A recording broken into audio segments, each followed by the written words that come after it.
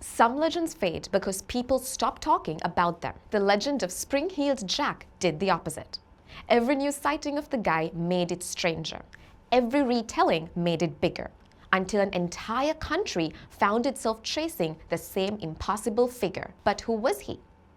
Roll cameras back to Victorian England, the 1800s, a time for wild ideas, new machines, and yet also the slightly unhinged belief that ghosts were no joke.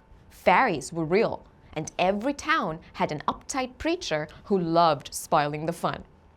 The Black Country, aka the Midlands, was no different, and in 1837, things were about to change. It all began on just another October night, with Mary Stevens, a woman walking down Clapham Common, humming a little tune to herself, when suddenly, out of the blue, something leaped out in front of her. She screamed. The thing was terrifying. It had all of the tall, slim shape of a man, but its eyes were a glowing, fiery red.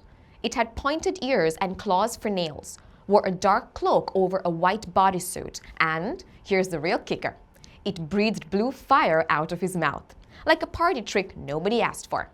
Now, when Mary tried to run, the man laughed and grabbed her. He trapped her and began slashing at her clothing with those sharp metal claws. Then, when her screams got too loud, the man let go, leaped right over a rooftop, and disappeared. Now, you'd think that story would have set Britain on fire immediately. A monstrous-looking attacker could jump 9 feet or more and escape. But no. Over time, reports trickled in from small towns and quiet villages of women getting grabbed by a cloaked devil man who leaped over buildings to escape, and nobody really paid much attention. Until Jane Alsop, in February 1838. Someone knocked on 16-year-old Jane's door.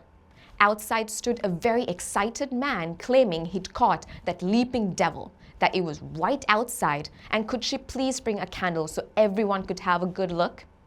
Jane, of course, being a perfectly helpful teenager, went and got a candle. Big mistake. The man outside the door blew blue fire on Jane's face and began slashing her with his metal claws. Hearing her screams, Jane's sister appeared on scene and shooed the man away. Not long after that, the attacker struck again. But this time, it was on the streets, where young Lucy Scales was walking with her sister when the man showed up in front of her and blew blue flames in her face. Lucy dropped to the ground, suffering what looked like a fit. Now, these stories flew, and they blew up in the papers. And with it, other reports got shown into the light. The press had a feast with the reports. I mean, they were various. Sometimes the guy wore tight white clothes and had pointed ears. Other times he had horns. A few even claimed he had a funny little goatee, spoke classy English, and had a loud mocking chuckle like a classic villain. But every report had one thing in common. This guy could jump, and he jumped so well that the press gave him a catchy name that stuck: Spring-Heeled Jack. And over time, Spring-Heeled Jack upped his game, taking over Britain with it. Suddenly, a fiery red-eyed cloaked devil was toppling over mail coaches in East Anglia. He was leaping into downtown bars in Dudley, frightening people out of their skins and having preachers boast it was God's wrath on alcoholism. Papers blared stories of women being grabbed and left behind with fits and injuries. And one time, at an Aldershot army camp, Spring-Heeled Jack slapped a sentry, then casually leaped over a roof and escaped, all while under open fire. Later that same year, some crowds in Lincoln, pretty angry and having had enough of this circus, tried to actually capture Spring-Heeled Jack. But the guy literally just laughed in their faces, sprung over a building, and vanished. Now, this went on throughout the 19th century, and something funny happened along the way. Spring-Heeled Jack went from terror to celebrity. He landed in penny dreadfuls and street plays, Punch and Judy shows, children's bedtime stories. I mean, he went from monster to folk hero, a masked vigilante who punished the wicked and leaped off into the darkness looking tremendously cool about it. On the other hand, people began to see less and less of the actual Spring-Heeled Jack. In 1904, folks saw him dashing between rooftops in Liverpool. And after that, Spring-Heeled Jack just vanished.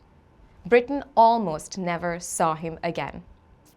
In 1986, a Herefordshire salesman saw a figure leaping over hedgerows and wondered if it was Spring-Heeled Jack. Then, as recently as 2012, a man making impossible leaps over tall structures freaked a family out in Ewell, or so the family claimed. I mean, it could have been Jack, it couldn't have, and he may have disappeared forever back in the 1800s. Still, there was one question that lingered on. Who was this masked devil? Who was Spring-Heeled Jack? Now, some love to say he was a demon or a ghost someone had summoned by mistake, or even an alien with unique athletic skills. Some thought he was the notorious Jack the Ripper, but others argued Jack the Ripper's work was much more violent compared to Spring-Heeled Jack's. Then there was London's Lord Mayor, Sir John Cohen, who jabbed a finger at the Marquis of Waterford, a guy they called the Mad Marquis because pranking was basically his hobby. Now, he despised women, and the police despised him, and the timeline lined up suspiciously well. Compelling, but also completely unproven. So critics brushed that off, pointed to another realistic idea. Spring-Heeled Jack wasn't just one guy. He was a bunch of copycats, all imitating a single popular myth using masks and costumes and fire tricks and whatnot, just for the fun of it. Now, these debates went back and forth until the most people accepted it was all just mass hysteria. The stories were good, the press was selling them even better. Maybe one story set all of Britain on a panic spree, and people gave a rumor a pair of legs to run, then put springs in its heels. Either way, even today, nobody knows for sure who or what exactly Spring-Heeled Jack was. He's still a popular star in horror fiction. Steampunk adores him, and comic books still love to splash him about. He's a symbol of fear and fascination, reflecting a time when science was just getting started and superstition wasn't ready to let go.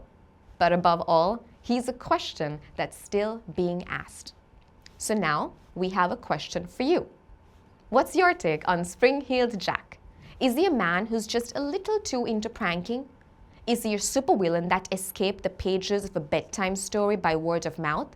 Or could he be something even scarier? Tell us in the comments. And if you love springing from mystery to unsolved mystery, do hit that like button and subscribe to Myztora today.